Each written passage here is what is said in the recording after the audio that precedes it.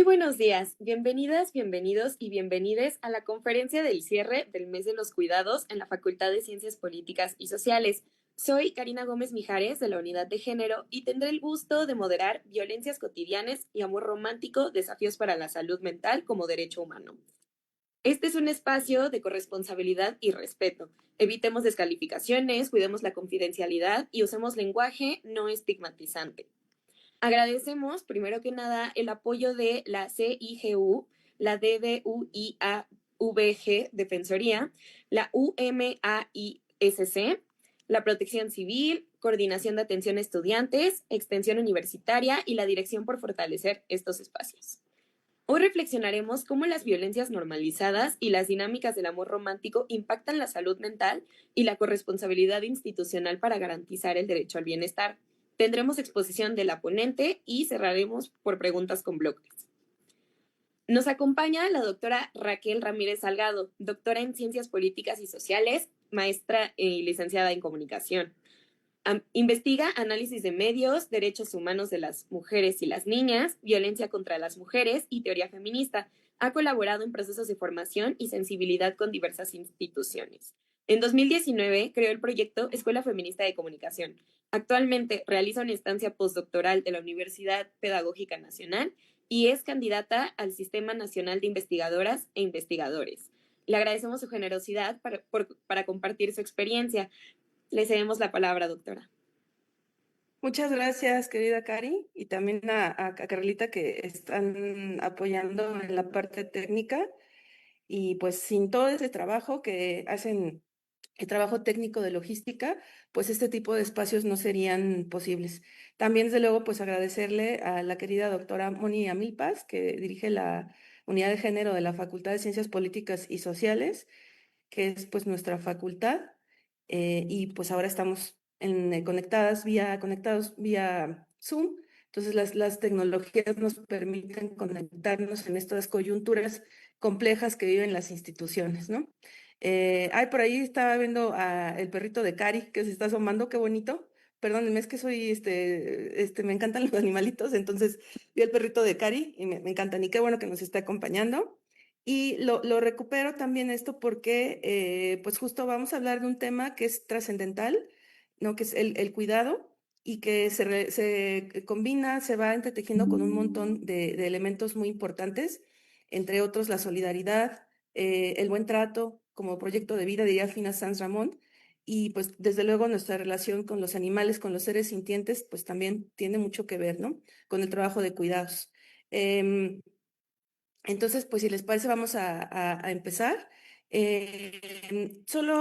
Cari, tenemos de aquí a las 12, ¿verdad? Para hacer la exposición, bueno, para, digamos, hablar del tema. Son 45 minutos, es hasta Ah, las 11:50 más o menos. Perfecto. Muy bien, muchas gracias. Y bueno, como bien decía Cari, que tuvo la amabilidad de presentarme, pues sí, me he especializado en el estudio de medios de comunicación, ya que soy comunicóloga y ahí en los medios vemos contenido que es muy sugerente y que además es muy importante para pensar en cómo nos construimos las personas subjetivamente y también cómo se van construyendo los marcos de sentido. Y cuando entré a la maestría, que ya me posicioné como una investigadora feminista, con perspectiva feminista, quería elegir algún tema que fuera como trascendental y que nos ayudara a entender mucho de estas construcciones que ya referíamos, ¿no? Sobre lo que somos los hombres y las mujeres. Y entonces, pues, decidí empezar a estudiar lo que es el amor romántico, que es un tema que nos interpela pues a todas las personas. Es un tema político, ahora ahondaré sobre qué es esto de lo político desde una perspectiva crítica y feminista, y pues nos concierne a todas las personas. Yo comenzaría con pedirles, ¿no? que tuviéramos como muy presente que esta división tan abrupta que nos han impuesto acerca de que existe una dimensión de lo público y de lo privado, vamos a dejarlo un poco de lado porque en realidad lo público y lo privado está más entrelazado de lo que pensamos, ¿no? Voy a poner un ejemplo. Seguramente han escuchado sobre el paradigma de los derechos sexuales y reproductivos. que pensamos, es un ejercicio público, sí, porque tiene que ver con los derechos, pero se relaciona también con la parte privada íntima de las personas. Sin embargo, no sé si han reflexionado acerca de la injerencia que tiene el Estado, por ejemplo, en cuanto al desarrollo de políticas públicas, como leyes, programas, ¿no? Y que eso tiene un impacto en el uso y apropiación de los derechos sexuales y reproductivos. Por ejemplo, en la Ciudad de México, que se despenalizó en 2007 la interrupción del embarazo y que además se legalizó, es decir, el Estado está garantizando el que se tenga acceso y ofrece los servicios de salud, ¿no? Y eso pues fue una decisión que vino, sí, impulsado por los movimientos sociales, feministas, progresistas, pero que desde luego pues se pudo materializar por la injerencia de, en su momento, la Asamblea del Distrito Federal y por la ratificación por parte del entonces jefe de gobierno, ¿sí? Entonces, lo digo porque el amor romántico es un tema político y es político porque nos lleva a reflexionar en torno a las relaciones de poder y tiene mucho que ver con lo público, ¿no? Tiene que ver mucho con las políticas públicas, por ejemplo, entre otras cosas, con el reconocimiento de la violencia contra las mujeres y las niñas como una violación de sus derechos humanos y como el producto de las relaciones históricas de poder. Y ahora, bueno, que estamos hablando de los cuidados, ¿no?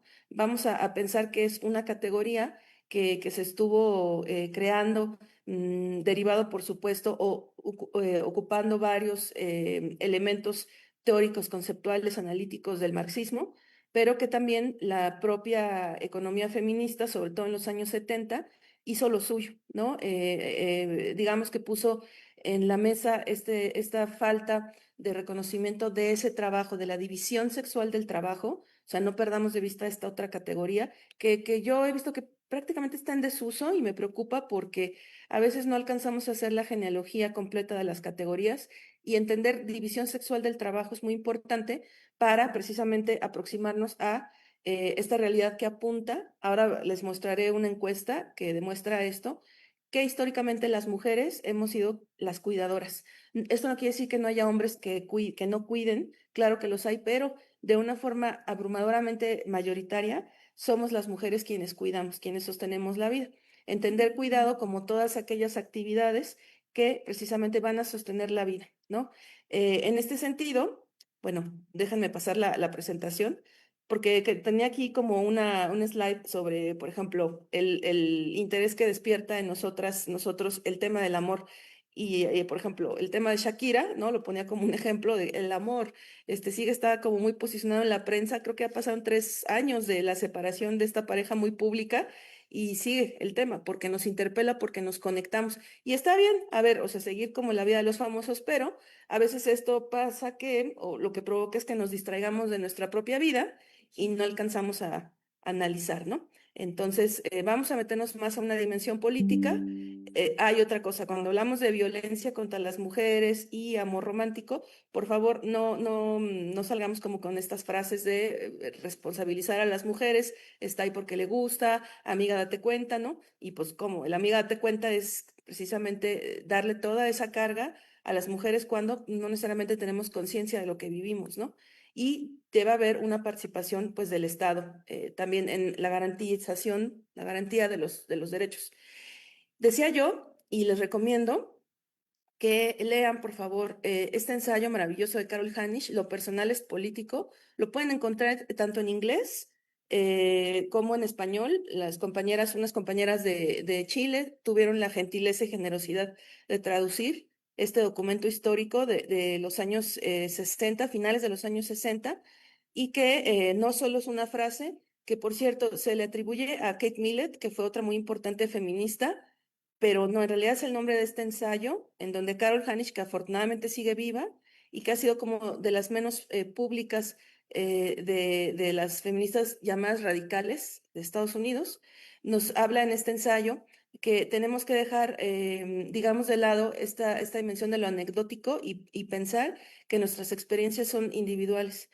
Cuando se refiere a que lo personal es político, es que va a haber coincidencias en la experiencia de las mujeres y que esto tiene que ver precisamente con procesos estructurales, ¿no? Entonces, ¿por qué la experiencia amorosa de mujeres que son diversas se parece.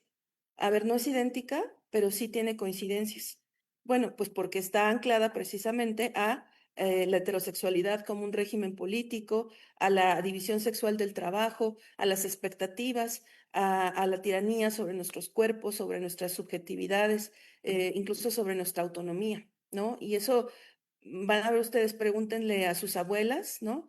Si sus bisabuelas están vivas, pues aprovechen para recuperar esa experiencia, la de sus madres, y van a ver que ustedes como mujeres jóvenes, ¿no? Mujeres ya completamente que viven en el nuevo milenio, en este contexto del siglo XXI, van a encontrar coincidencias entre su experiencia y las experiencias de sus ancestras.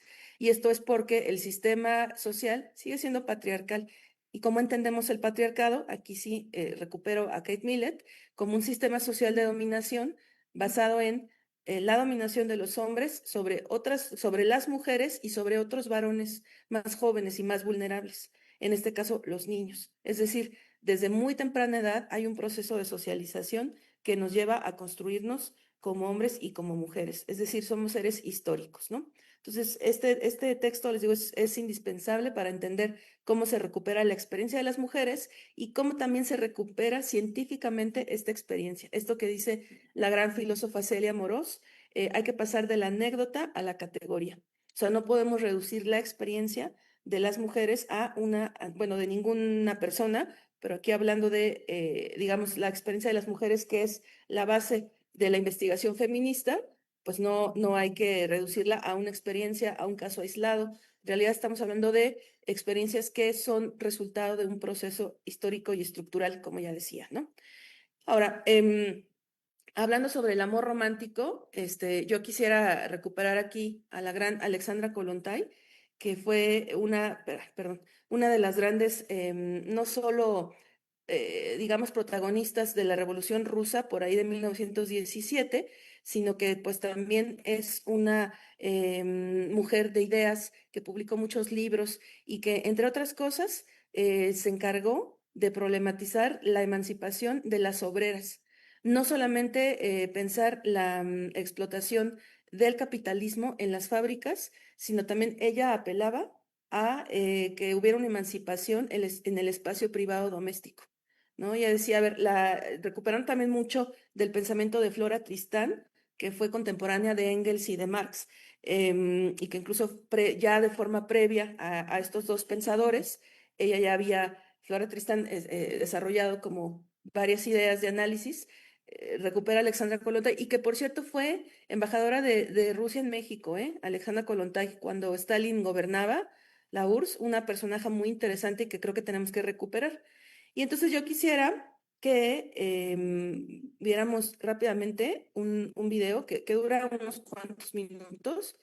Es un discurso de Alexandra Kollontai en donde ella está precisamente interpelando a las obreras para que se emancipen lo que les decía yo, la hegemonía que también existe en la casa, y eso nos va a ayudar a entender, me parece, a qué nos vamos refiriendo con esto del trabajo de cuidados y cómo puede ser pues opresor para las mujeres. Voy a apagar mi video para no tener problemas con la reproducción, mi cámara, perdón, y Товарищи работницы, долгие века женщина была угнетена и бесправна. Долгие века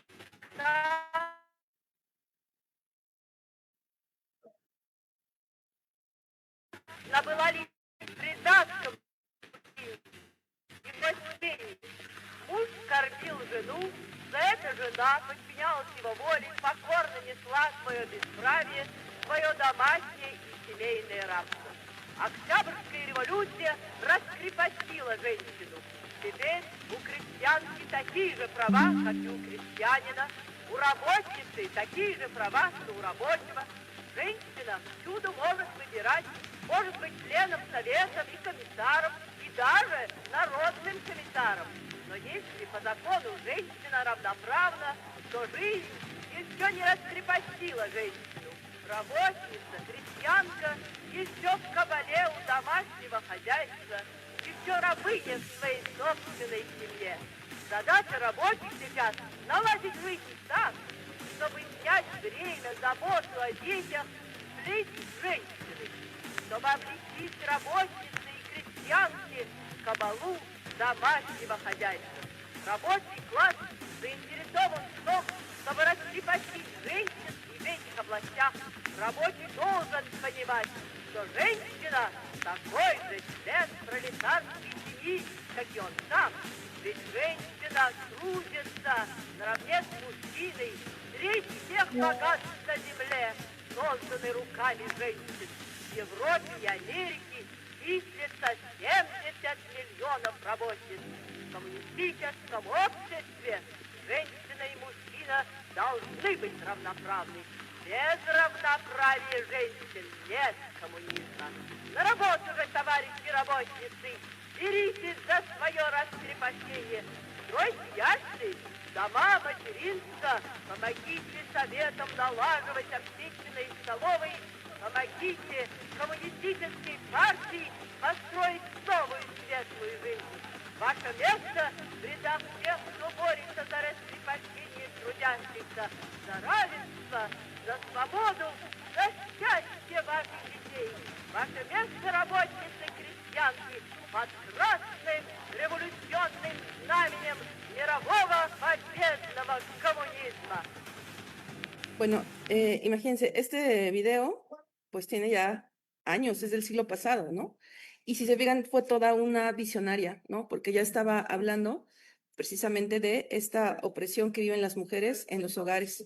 Y decía, ¿no? No puede ser, no podemos pensar en una emancipación de la clase trabajadora si no pensamos primero en la emancipación de las mujeres, ¿no? De esta opresión que viven al interior de los hogares. 1917, imagínense, ¿no? Y apenas estamos viendo un reconocimiento por parte de los distintos gobiernos internacionales sobre la importancia del trabajo de cuidados. Ya les decía yo, la economía feminista ya hablaba desde los años 70, ¿no? De esto, y apenas estamos, hace poco, en octubre, perdón, no, agosto, perdónenme, tuvimos la conferencia regional de la CEPAL en México, en la Ciudad de México, en donde se habla precisamente del trabajo de cuidados y cómo se tienen que diseñar políticas públicas. Ahora, ¿qué tiene que ver el amor romántico? ¿No? El amor romántico es una construcción histórica que, si bien viene de Occidente, pensando en la parte simbólica, en la parte relacional, tuvo que ver mucho con la consolidación del capitalismo como un sistema de producción y un sistema económico, ¿no? Fíjense, estamos hablando de cuando se construye la democracia moderna, ¿no? Después de la Revolución Francesa, más o menos, donde la burguesía toma digamos, un papel protagónico, y entonces tienen que hacer pactos para poder heredar precisamente su patrimonio, ¿no? Porque necesitaban tener la certeza de que sus hijos fueran sus hijos. Y entonces, como existen una serie de narrativas y de prácticas misóginas contra las mujeres, pues ya saben, desde la Biblia y otros textos religiosos, somos las culpables del sufrimiento de la humanidad. Entonces, como estamos locas, ¿no? Somos promiscuas. Estoy hablando, desde luego, no como algo que yo crea, sino como la narrativa que se nos ha vendido históricamente. Era importante, dejarnos cautivas en el espacio privado, ahí seguras, para que el burgués tuviera la certeza de que sus hijos eran sus hijos.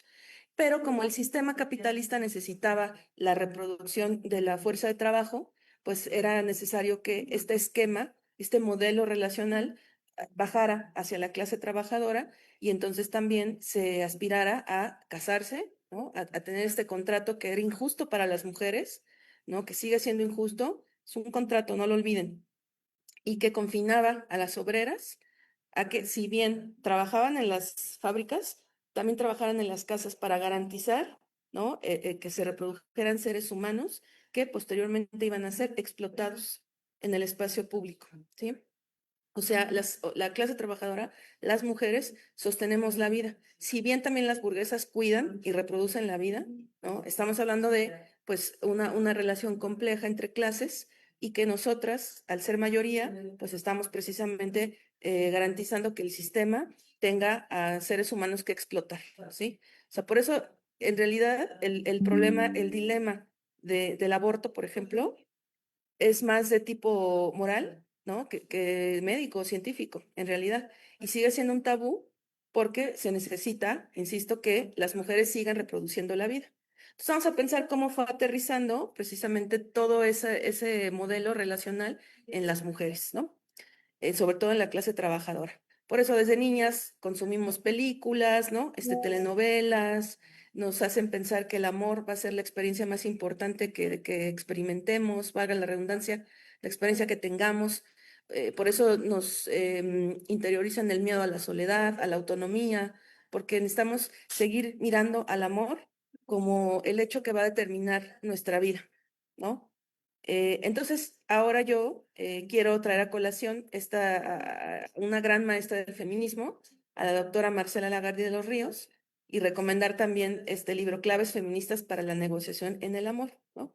Ya que vamos conectando, y digo, tenemos poco tiempo, obviamente hay una invitación para que leamos, ¿no? Y situemos históricamente, políticamente todo esto que estoy diciendo, y que, ojo, pues no soy la única que lo estudia, ¿no? Por ahí la propia Marcela Lagarde, Clara Coria, Alexandra Kollontai, Denis de Rougemont, que es un gran historiador sobre Occidente, pues han hecho trabajo, la misma Simone de Beauvoir, etcétera, ¿no? Em, pero ahora quiero como que recuperemos esta idea de Marcela para pensar en una dimensión muy importante que no nos han enseñado. ¿Qué tiene que ver? ¿No? Porque vemos trabajo de cuidado, capitalismo, fuerza de trabajo, ¿no? Confinamiento en el espacio privado doméstico para reproducir la fuerza de trabajo. Y pues ahora vamos a pensar en algo que les digo, casi nunca se contempla, y es el acceso a derechos. ¿Qué tiene que ver la experiencia amorosa con los derechos humanos? ¿No? Porque está el trabajo de cuidados, ¿no? Que ya dijimos mayoritariamente lo hacemos las mujeres. Y ojo, porque dentro, por ejemplo, de la Constitución Política de la Ciudad de México, en el artículo 9, donde se habla del derecho al cuidado, se habla de 4 poblaciones prioritarias, ¿sí? Para tener acceso al cuidado. O sea, el cuidado es un derecho que todas las personas tenemos y que en algún momento vamos a necesitar, porque aunque seamos autónomas, pues nos vamos a enfermar, por ejemplo, ¿no? En algún momento necesitamos cuidados. Pero las 4 poblaciones prioritarias a la atención en la Ciudad de México son las personas menores de edad, de 0 a 14 años, las personas adultas mayores, las personas con alguna discapacidad y las personas que cuidan. Esto es muy interesante, ¿eh? Ya había otras experiencias en América Latina, como en Uruguay, ¿no? En Argentina, que aunque no hay un sistema de cuidados en Argentina como tal, pero ya hay una propuesta, ya hay trabajo, hay opiniones consultivas. En Uruguay ya hay desde el 2015, fíjense, 10 años nos llevan por adelantado, y en México apenas pues está la discusión y pues esperamos que pronto ya esté configurado ese sistema. Pero a ver, regresamos a esta idea. Una de las dimensiones de la población prioritaria es quien cuida. Y si quien cuida mayoritariamente son las mujeres, hay que pensar en quién cuida a las mujeres, ¿no? Y cómo toda esta construcción del amor romántico es una amenaza para el acceso al derecho al cuidado de las personas cuidadoras y en este caso de las mujeres, ¿sí? Voy a recuperar entonces este fragmento de Claves Feministas para la Negociación en el Amor, ya decía yo, de Marcela Lagarde, que pueden encontrar en línea el libro, porque fue una memoria de unos talleres que impartió la doctora Lagarde en Nicaragua en los años 90, o pueden, afortunadamente Siglo XXI Editores está reeditando y publicando ahora la obra de nuestra querida maestra. Pero voy a leer este fragmento que es muy, muy revelador, ¿no? Para poder amar hay que ser ciudadanas.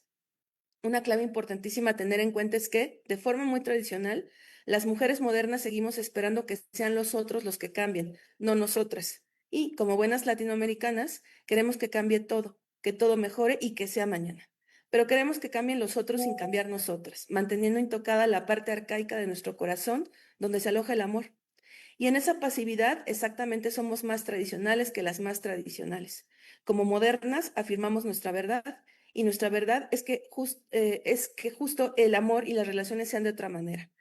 Pero como en el amor seguimos siendo tradicionales, seguimos esperando que los otros cambien sin exigirles que cambien. Les exigimos a veces como protesta, como reclamo, como arrechurra y berrinche, pero no somos capaces de ponerles una sola condición como ciudadanas. Sigo. y que para poder amar, y es que para poder amar, las mujeres modernas necesitamos ser ciudadanas. Si elegimos a quien nos gobierna, podemos elegir a quien queremos que comparta con nosotras el techo y el tálamo.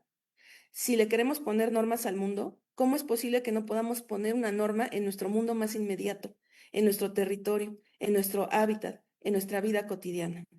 No podemos poner ni una norma porque no tenemos territorio propio, porque no tenemos hábitat, porque no tenemos. Podríamos hacer un inventario de los recursos, los bienes, los dones, los poderes que necesitamos tener para decidirnos a poner una sola norma. No muchas, una sola. Y podríamos hacer ese inventario no individualmente, sino hacerlo entre varias, entre muchas, entre cada vez más y más mujeres.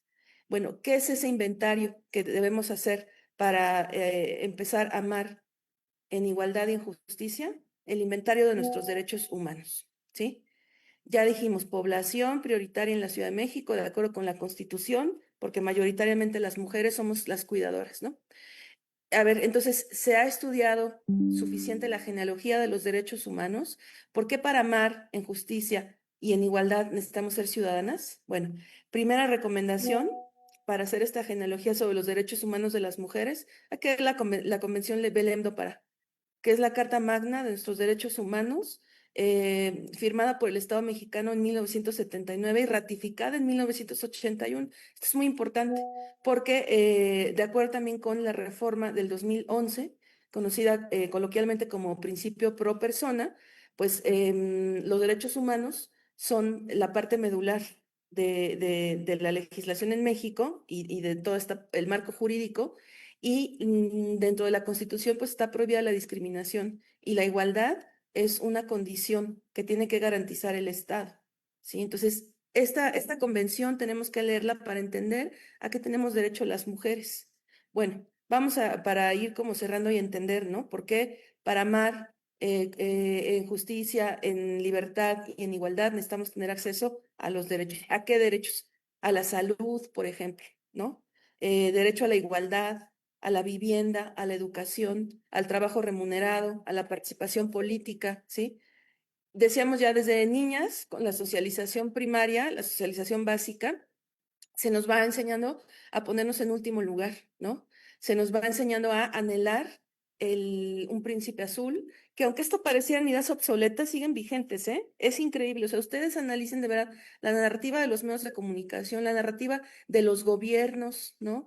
Que siguen pensando que el trabajo que vamos a primordial, que venimos a hacer las mujeres en el mundo es ser madres, cuando eso en realidad es una decisión, no un destino, ¿no? Entonces nos vamos distrayendo, ¿no? Porque vamos colocando al amor, no un amor sano, digno, sino un amor como obsesivo, desigual, cargado de sufrimiento, ¿no? Lo vamos colocando y nos vamos olvidando de la importancia de la igualdad, nos vamos olvidando de la importancia de nuestra salud mental y física, ¿no?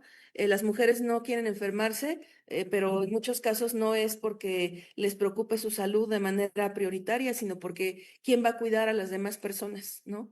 O cuántas mujeres que están enfermas tienen que seguir cuidando, cuántas vidas sostuvieron las mujeres durante la pandemia, ¿no? Como nos han dicho que tenemos que esperar a ese hombre que nos complete y que nos haga dignas y que además, ojo, porque nos van haciendo una obsesión a pensar que somos valiosas solo si somos elegidas, ¿no? Nos vamos olvidando de cosas importantes como estudiar, ¿no? De por sí no tenemos el acceso garantizado y luego cuando estamos estudiando, en lugar de pensar en la importancia, ¿no? De seguir preparándonos y que eso nos va a ayudar a tener mayores oportunidades, si bien no va a garantizar que tengamos éxito en lo profesional, sí nos va a dar más elementos de autonomía. Nos olvidamos de eso, porque estamos pensando en el amor, así, ¿no? Les digo, de una forma obsesiva. Nos olvidamos de la importancia de tener nuestros propios recursos, ¿no? Económicos. Nos olvidamos, por ejemplo, de la importancia de tener una casa. Nos hemos acercado, por ejemplo, a los programas de vivienda social, ¿no? Y voy a compartir. No nos imaginamos una pareja, por ejemplo, sin cohabitar, ¿no? Cuando nuestra casa tiene que ser nuestro refugio. Decía Marcela Lagarde, sin un hábitat, sin un territorio propio, ¿cómo vamos a hacer? ¿Cómo vamos a emanciparnos, no? Nos olvidamos de la participación política, que, ojo, no nada más es lo relacionado con los partidos políticos o la representación tradicional. O sea, la participación política también incluye que nos organicemos, por ejemplo, en nuestras comunidades, que las mujeres sean protagonistas, que pierdan el miedo a alzar la voz, a que entiendan que sus ideas son valiosas y que, por supuesto, pueden ayudar, pueden colaborar con la emancipación de otras mujeres, ¿no? Entonces, vean, todo esto tenemos que pensar, ¿no? Además de el acceso a la justicia, a una vida libre de violencia, ¿no? Eso también es parte medular para poder amar en justicia, en igualdad. O sea, por ejemplo, si no se contempla una vida libre de violencia, ¿cómo vamos a identificar cuando estamos siendo agredidas, ¿no? Si, por ejemplo, no se contempla dentro de la ley como ya se contempla ahora, ¿no? ¿Qué pasa con las mujeres que viven violencia? ¿Hay refugios para ellas? ¿Está garantizado el presupuesto para los refugios para ellas y para sus hijas e hijos, que sabemos que las criaturas son también víctimas de esta violencia machista? No por nada ahora se habla de la violencia vicaria, ¿no? Como esta extensión a partir de las niñas y los niños para seguir lastimando a las mujeres, ¿no? Entonces vean todo esto, necesitamos leyes, necesitamos además que se garanticen esas leyes, necesitamos que lleguen legisladoras y legisladores convencidos de la igualdad, de la dignidad de todas las personas y que defiendan los derechos humanos de las mujeres y de las niñas. Se fijan, todo esto tenemos que pensarlo y no nos lo enseñan al momento de amar, ¿no? Lo primero que nos enseñan es a sacrificarnos, a sufrir, a que, como ya decíamos, esta va a ser la experiencia que nos defina y que si no somos elegidas, nos vamos a quedar solas, viejas y amargadas, cuando en realidad la soltería también puede ser un proyecto de vida. Y ojo, yo de verdad las invito, y en este caso estoy hablando en femenino, para interpelar a las mujeres, que no perdamos de vista la importancia de tener acceso a estos derechos, ¿no? Sin estos derechos garantizados, no vamos a poder amar en justicia, libertad e igualdad, y entonces el trabajo de cuidado se va a volver una responsabilidad arbitraria, ¿no? Injusta, desigual, y vamos a seguir perpetuando el sistema capitalista y el sistema patriarcal. No, las personas que cuidamos, y en este caso al ser mayoritariamente mujeres, tenemos derechos, deben estar garantizados y por supuesto cuando me refiero a la salud, también me refiero a la salud física y mental, ¿no? Bueno, para ir cerrando, ¿cómo podemos empezar a hacer ese inventario? Ya dijimos, estudiar la genealogía de los derechos humanos, pero también creérnosla, ¿sí? O sea, porque en papel suena muy bonito, ¿eh? Pero yo quisiera que los derechos los materializáramos y los introdujéramos también a nuestra subjetividad para que no tengamos duda alguna de que somos ciudadanas y que necesitamos ese ejercicio de ciudadanía en nuestras relaciones más privadas y más íntimas. Por eso yo inicié con esta reflexión sobre esta falaz división entre lo público y lo privado, ¿no? El amor, si bien es un tema que pues sí, tendrá ciertos componentes privados, íntimos, desde luego también tienen que tejerse fino con esta dimensión. Además de estudiar la genealogía de los derechos humanos, vamos a pensar en hacer nuevas búsquedas, ¿no? Vamos a pensar en nuevas formas de relacionarnos. O sea, ¿por qué, por ejemplo, cuando las mujeres nos sentimos solas, ¿no? Y llegamos a, no sé, a los 40 años, ¿no? Estoy poniendo un ejemplo, porque pasa eso con algunas amigas que son solteras, o estas experiencias que vas conociendo, ¿no? Nos sentimos solas, no tenemos una relación amorosa como la que nos dijeron que debemos tener y pensamos en tener hijos o hijas. Cuando, oigan, tener hijos o hijas es una gran responsabilidad y traer desde mi perspectiva ética, feminista, el no pensar también adecuadamente, el no reflexionar sobre esta idea, puede devenir también una forma de violencia hacia las niñas y los niños. Tenemos que pensarnos muy seriamente si vamos a reproducirnos, ¿no? ¿Para qué? El por qué lo tenemos, pero el para qué. Entonces, ¿por qué no buscamos otras formas de relacionarnos? A lo mejor realmente queremos estar solteras, no lo sabemos. La soledad, ¿por qué la vemos como una tragedia, no? ¿Por qué no colocamos otras formas de cohabitar incluso estas casas solidarias entre mujeres amigas, mujeres hombres que desexualizan sus relaciones y las convierten en amistades genuinas, en relaciones de solidaridad, ¿no? Y aprendemos a cuidarnos además, ¿no? Desde otro lugar, nuevos deseos, nuevas necesidades y posibilidades, porque también como nos dice Marcela en este libro, Claves feministas para la negociación en el amor, una cosa es lo que yo deseo, una cosa es lo que yo necesito y otra cosa es lo que yo puedo. ¿sí? Casi nunca pensamos en el puedo. Y esa es una gran pregunta. Vamos a pensar en la edad que nuestras necesidades van cambiando, ¿no? Yo, por ejemplo, tengo 44 años y pues ahora yo estoy en el proceso de perimenopausia, ¿no? Que es este proceso previo a la menopausia, en donde hay unos cambios, ¿no? Hormonales que van cambiando las necesidades afectivas, de salud, y hay que hablar de esto, ¿no? O sea, ¿por qué nos va a dar vergüenza? Pena, ¿por qué nos va a hablar de esto si es un proceso? Y también ahí el Estado tiene que garantizar nuestros derechos. Hay que pensar en nuestro nivel intelectual, ¿no? Cómo vamos alimentando nuestro intelecto, porque es importante el conocimiento. Pensar en el poder y en el amor, ¿no? Problematizar las relaciones de poder. ¿Por qué están tan naturalizadas las relaciones desiguales? ¿Por qué está naturalizado, por ejemplo, que las mujeres muy jóvenes se relacionen con hombres que les llevan muchos años, ¿no? Porque está naturalizado, y lo digo ahora que pues estamos en el contexto de una universidad y tan importante como la UNAM, porque está naturalizado que los profesores se relacionen erótico y afectivamente con las estudiantes, ¿no? O con trabajadoras con las que guardan una jerarquía. Todo eso es importante para pensarlo, porque hay un impacto en la subjetividad y en la salud mental de las mujeres, ¿no? Tenemos que pensar en nuevas redes de cuidado y de amistad. La amistad, si se fijan, la despreciamos. Según sí, la amistad y mis amigas y no sé qué, pero la heterosexualidad como régimen político nos lleva a colocar en tercer lugar a nuestras amigas y centrar nuestra atención en nuestras relaciones erótico y afectivas con los hombres, cuando la amistad también es importante, muy importante, ¿no? Y yo también les diría a los hombres que tienen que aprender a ser amigos desde otro lugar, entre ustedes, no desde las relaciones violentas y machistas, ¿no?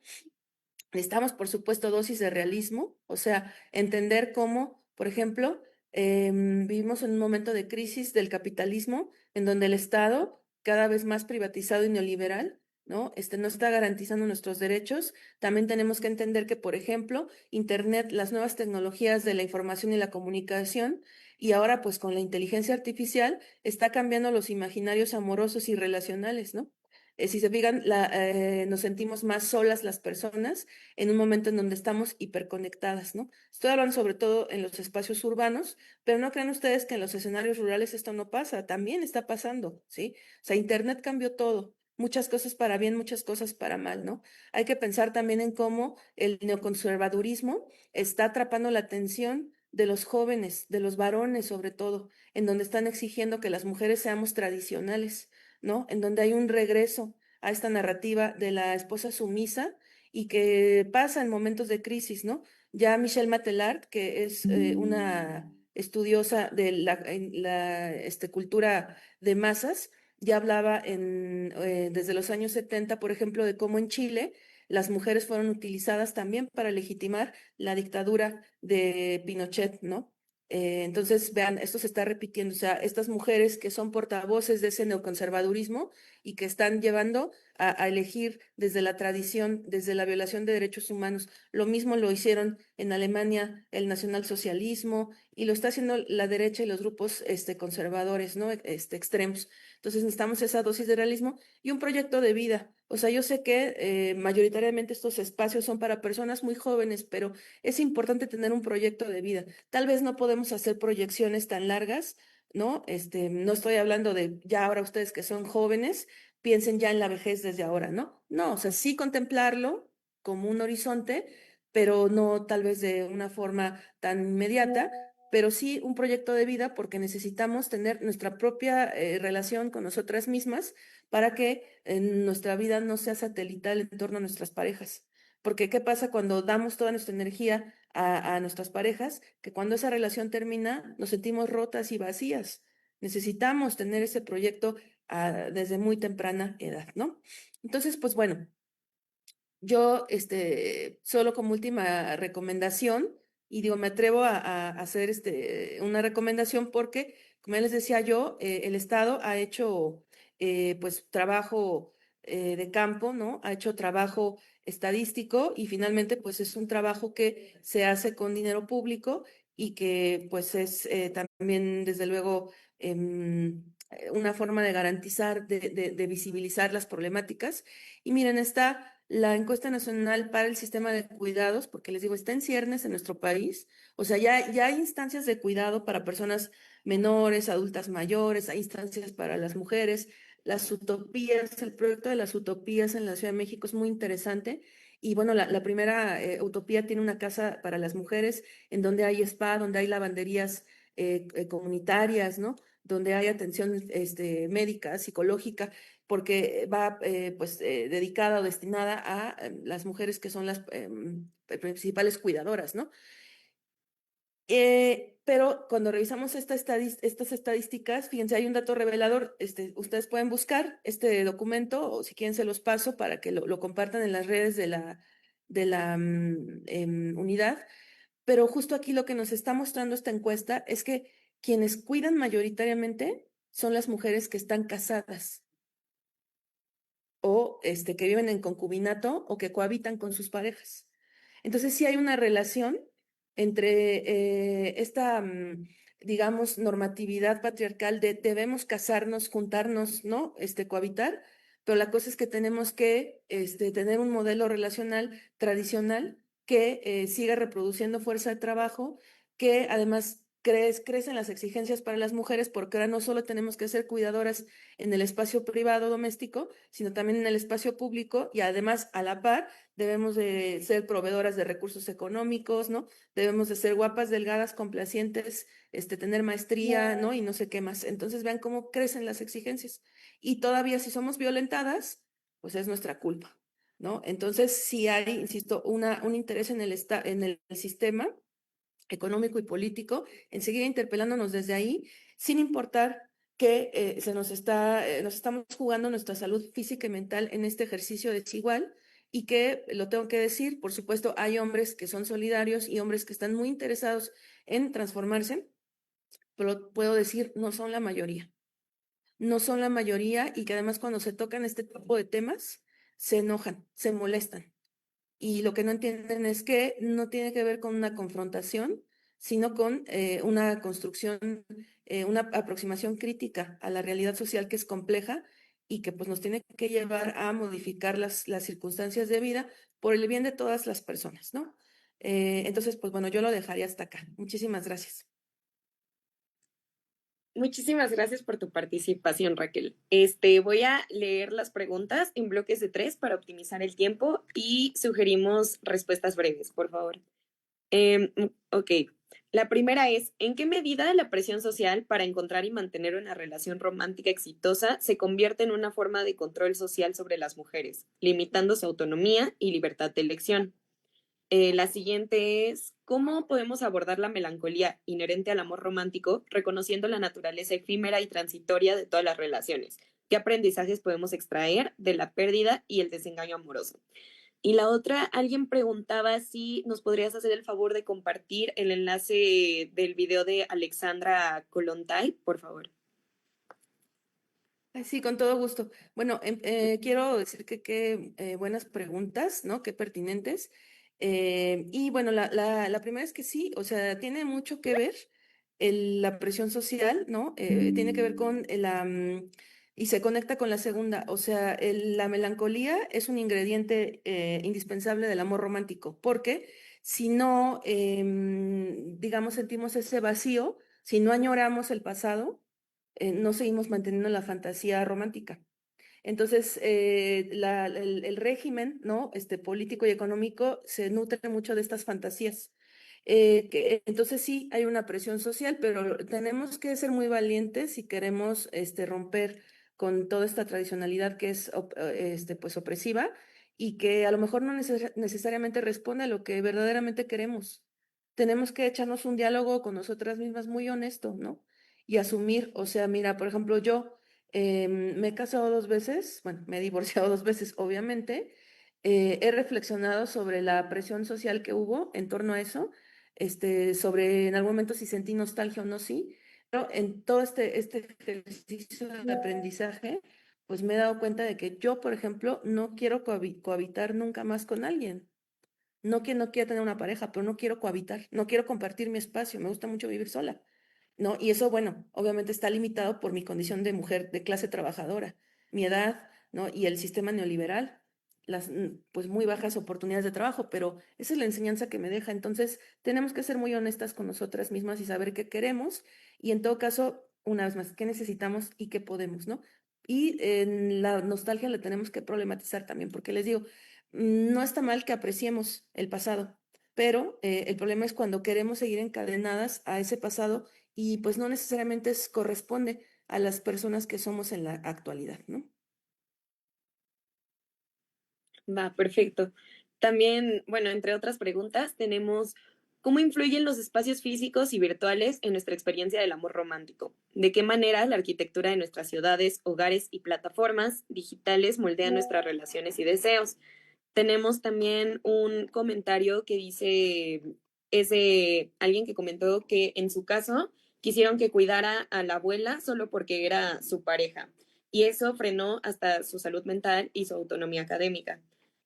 Y como otra pregunta que tenemos también es, ¿en qué medida el amor romántico es un error, una ilusión que nos impide ver la realidad de las relaciones de poder y la explotación? ¿Cómo podemos despertar de este error y construir relaciones más auténticas y liberadoras? Sí, comienzo por la última, pues con una dosis de realismo y entender que mientras las cosas sigan como están, nos vamos a seguir relacionando con los hombres desde la desigualdad. Sí, y no ahora sí que no lo digo yo, lo dice la ciencia.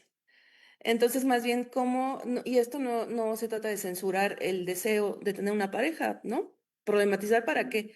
Pero en todo caso, si se presenta la oportunidad de construir con alguien, con un hombre, me refiero a, pero también, ojo, las relaciones del amor romántico están situadas desde la heterosexualidad como régimen político. Esto no quiere decir que parejas entre personas del mismo sexo no reproduzcan estos esquemas, ¿sí? O la violencia, los deseos, las fantasías, pero sí está muy pensado desde la heterosexualidad por esto que les digo de la reproducción de la vida, ¿no? Pero problematizar eso. Nos vamos a seguir relacionando desde la desigualdad. Y entonces, frente a eso, ¿cómo nos vamos a blindar? ¿No? ¿Cómo nos vamos a cuidar? Porque también el amor romántico debe implicar autocuidado, ¿no? ¿Qué pasa si mi pareja me violenta? Si no tengo una casa, si no tengo acceso a recursos, ven, por eso la importancia de la ciudadanía, ¿no? Ahora, hay que leer, hay que hacer estos círculos de estudio, de reflexión, sin obsesionarnos, ¿no? Y sin pensar que queremos ser perfectas, porque caemos en otro ejercicio que es, pues, misógino, ¿no? Y que es hostil hacia nosotras. Sí fijarnos horizontes éticos, relacionales, pero entender también que somos sujetas históricas y que el momento es muy crítico, el momento que vivimos socialmente, ¿no? Hay guerra, hay crímenes de lesa humanidad, hay genocidio, hay mucha violencia, ¿no? Pensando en además Internet, pues claro que ha cambiado todo, ¿no? Desde, por ejemplo, las aplicaciones para ligar, que pues tuvieron un uso interesante, ¿no? Fueron útiles hasta cierto momento y que todavía hay experiencias por ahí sueltas de parejas que sí logran, ¿no? Como hacerse, digamos, formarse de manera exitosa, digamos, ¿no? Pero también vemos, sobre todo en un país como México, que toda esta organización delincuencial, ¿no? También están utilizando estas redes para, pues justo cooptar mujeres, no necesariamente para trata o estos crímenes extremos, ¿no? Sino también para, por ejemplo, saquearlas. Eso es también una gran contradicción y una gran paradoja del momento actual, ¿no? El que en las mujeres, si bien sigue habiendo una brecha salarial, no tenemos acceso a los recursos económicos de la misma forma, sí somos un poco más autónomas, ¿no? De forma, me refiero en cuanto a lo material, a los recursos económicos, pero entonces el amor romántico es utilizado para saquearnos también nuestros recursos económicos. Vean las grandes paradojas, las grandes contradicciones. Debemos de hacernos un inventario amoroso, un inventario ético amoroso, con reglas que sean innegociables, ¿no? Y entre ellas, por ejemplo, cómo vamos a cuidar nuestros cuerpos, nuestra sexualidad, nuestro dinero, nuestra estabilidad. ¿Cuál es ese límite al que yo ya no estoy dispuesta que se sobrepase? Y tenemos que cumplirlo. Nuestro horizonte tiene que ser que lo que pensamos se parezca a lo que decimos y a lo que hacemos. Va, perfecto. Y por último tenemos, ¿cómo podemos crear una polifonía del amor, celebrando las diversidades de voces y experiencias en nuestras relaciones, en lugar de imponer una única narrativa dominante? Y por otro lado tenemos en qué medida el amor romántico se ha convertido en un campo cultural de la batalla en la guerra cultural entre el neoconservadurismo y las fuerzas progresistas con diferentes visiones sobre la familia, el género y la sexualidad en juego. Sí, también qué buenas preguntas, ¿no? Pues empiezo igual por la última. O sea, sí, esto me gusta mucho que mencionen esto, porque precisamente la batalla cultural es el escenario donde los grupos conservadores, ¿no? Están estableciendo la declaración de guerra hacia el progreso de la humanidad, ¿no? En donde se siguen afianzando, y yo digo, la coyuntura nos lo está indicando, ¿no? Con, por ejemplo, la cultura incel, ¿no? Los influencers, también, por ejemplo, los políticos de derecha, ¿no? En España, por ejemplo, el 19% de los jóvenes, abiertamente están votando por Vox, que no es el Partido Popular, ¿no? No es el PP, es Vox, que está relacionado con grupos neofascistas en Europa, ¿no? Entonces vemos como también y ojo, aquí hay muy poca autocrítica de la izquierda y los grupos progresistas, porque sí, hablan del neoconservadurismo, de la derecha y demás, ¿no? Del neofascismo, pero ¿saben qué? Hemos llegado del otro lado a hacer como un espejeo donde los hombres supuestamente de izquierda y progresistas no están cambiando los esquemas patriarcales, ¿eh? Donde además vemos una izquierda despolitizada y que ya no está interpelando a la clase trabajadora, ¿sí? No porque no haya causas importantes, ¿no? Voy a poner un ejemplo que va a ser a lo mejor un mal ejemplo y que sé que a lo mejor va a generar incomodidad y que muchas personas pueden ser que lo malinterpreten, pero asumo la responsabilidad, ¿no? El tema del genocidio en Palestina. O sea, que por supuesto hay que seguir hablando de él, ¿no? Son crímenes de lesa humanidad, es inaceptable lo que está haciendo el gobierno de Netanyahu, pero vean cómo se ha vuelto una causa para capitalizar, ¿no? Más como el reflector hacia la persona y a una suerte de narcisismo, ¿no? De activismo políticamente correcto, más allá de querer entender un conflicto. O sea, es como el decálogo de la izquierda, ¿no? Que tiene que protestar por ciertas causas. Pero a ver, por ejemplo, ¿cuándo ha habido una protesta internacional por lo que viven las mujeres en Afganistán? A la par tiene que haber una protesta. Tenemos que seguir hablando de Palestina, pero también tenemos que hablar de esto. Y entonces, claro, es muy fácil hablar de ciertas causas que son lejanas, pero cuando nos toca interpelarnos en lo cercano, en lo inmediato, ahí sí no le queremos entrar, ¿no? Entonces también la izquierda y los grupos progresistas son responsables de esta despolitización, digo, de no interpelar a la clase trabajadora, ¿no? Y además se le responsabiliza a la clase trabajadora. Si sigues consumiendo tal producto, apoyas al genocidio, como si tuviéramos tantas opciones, ¿no? Oiga, no, no va por ahí. Y les digo, está fácil porque está lejos. Pero a ver qué pasaría si en lugar de ponerle tanta exigencia a lo de Palestina, le preguntáramos a los progresistas, a los hombres progresistas y de izquierda, ¿y tú ya lavaste tu ropa? ¿Y tú violentas a tu pareja? ¿Y tú eres ético? ¿No? ¿La violentas psicológicamente? ¿Las menosprecias a las mujeres? Esas preguntas incomodan y entonces vienen con el feminismo, son una bola de burguesas que quieren romper la organización obrera. Ahí sí, ¿no? Entonces, les digo, también ahí vemos en la izquierda que es responsable. Tenemos que ser personas muy autocríticas y entender que el problema no solo es la derecha. Y tenemos que también poner de nuevo a la clase trabajadora como protagonista del movimiento de izquierda, porque además de cada 10 personas empobrecidas en el mundo, 7 son mujeres. Entonces, por supuesto que la pobreza nos interpela como feministas, como movimientos de izquierda, en donde la redistribución de la riqueza no solo implica liberar a los hombres, sino también liberar a las mujeres de toda esta carga de cuidado que además es arbitraria, es una imposición arbitraria, ¿no? Entonces, pues por ahí, y me da mucho gusto que hagan estas preguntas y espero que no se malentienda a qué me quise referir con esto, ¿no? Tenemos que seguir hablando, pero no, hace 2 años, cuando acababa de pasar esto terrible del 7 de octubre de 2023, estos hechos terribles, violentos también por parte de Hamas, que obviamente no estoy poniendo en paralelo, ¿no? Lo que sucede, porque hay que hacer un análisis fino. Mi querida amiga, la doctora Laila Sánchez Curi, que es profesora de la facultad, me invitó a escribir un artículo y ahí hablamos de las mujeres, hablamos de este conflicto armado. Yo no me atrevería a decir guerra porque no estamos hablando de dos estados que estén en similares condiciones y hablábamos de particularmente las condiciones de vida de las mujeres palestinas, ¿no? Hay que hablar en clave también feminista para entender qué sucede en concreto con las palestinas y también con las israelíes que han sido agredidas sexualmente, ¿no? Con las madres también a las que les han arrebatado a sus hijas y a sus hijos. O sea, ahí hay muchas cosas que analizar, pero como también hay una intolerancia, ¿no? Hay un encono social.